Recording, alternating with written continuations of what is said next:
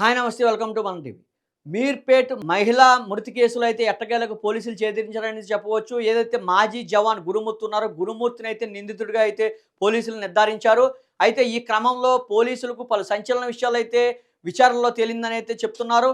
ఈ క్రమంలో మొదటి నుంచి గురుమూర్తిపై అయితే పోలీసులు అనుమానం వ్యక్తం చేస్తున్నారు. గురుమూర్తి ఖచ్చితంగా ఈ హత్య చేశాడని చెప్పడం జరుగుతుంది. అయితే గురుమూర్తి కూడా హత్య నేనే చేశాను, మీ దగ్గర ఆధారాలు ఉంటే నాది నిరూపించండి, లేదంటే నన్ను కోర్టులో సబ్మిట్ చేయండి అంటూ పోలీసులకు కూడా ఎదురు సమాధానం చెప్పడం జరిగింది.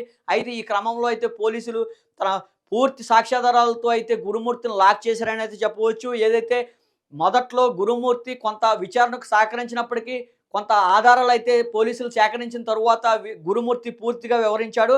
గురుమూర్తి ఏదైతే తన భార్య వెంకటమాధవి ఉందో భార్యను తరచూ గొడవలు పడేవాడు. ఏదైతే గొడవలు పడిన క్రమంలో భార్యపై దాడి చేయడం జరిగింది. దాడి చేయడంతో ఒక్క దెబ్బగా అపస్మారక స్థితిలోకి వెళ్ళింది వెంకటమాధవి. ఈ క్రమంలోనే గురుమూర్తి దిండుతో మొహాన్ని నొక్కి అయితే మాధవిని అయితే హత్య చేసినట్లుగా ఒప్పుకున్నట్లుగా పోలీసులు నిర్ధారించారు. అయితే ఈ క్రమంలో మొదటి నుంచి కూడా చూస్తుంటే పోలీసులు గురుమూర్తిపై అయితే పలు అనుమానం వ్యక్తం చేశారు. అదేవిధంగా ఆ దిశగానే దర్యాప్తు చేశారు.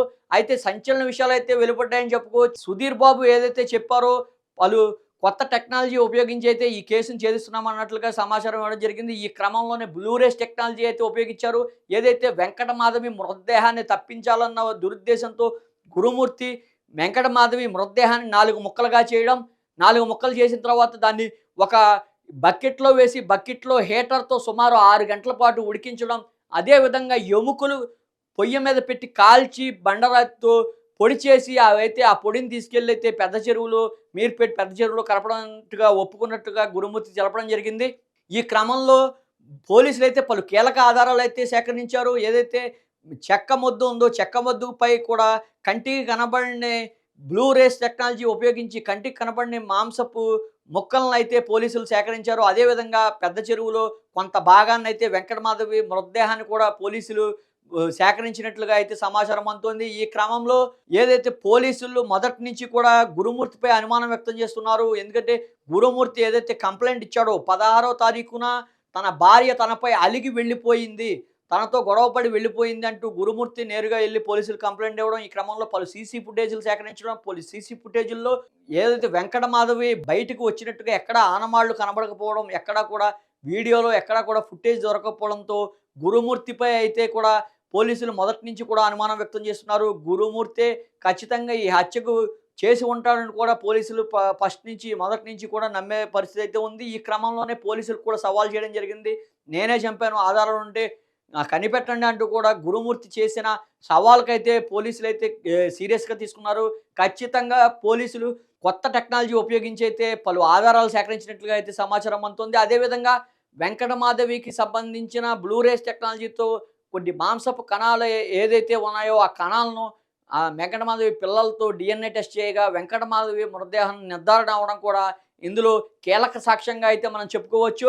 ఈ క్రమంలో గురుమూర్తి మొదటి నుంచి కూడా తన భార్యను చంపడానికి గల కారణం ఏంటనేది, మోటివ్ ఏంటనేది కనుక చూస్తే ఖచ్చితంగా మొదటి నుంచి గురుమూర్తికి అక్రమ సంబంధం ఉంది. ఈ క్రమంలోనే తన భార్యను తప్పుగా చూపించాలి, తన భార్యపై కూడా పలు నిందలు వేయడం జరిగింది. తన భార్య అక్రమ సంబంధాలు ఉన్నాయని, అందుకే తను తరచూ గొడవపడినట్టుగా చుట్టుపక్కల వారిని కూడా నమ్మించడం జరిగింది. ఈ క్రమంలోనే గొడవపడి వెళ్ళిపోయినట్టుగా అయితే వెంకటమాధవి బయటకు వెళ్ళిపోయినట్టుగా అయితే గురుమూర్తి సృష్టించాడు.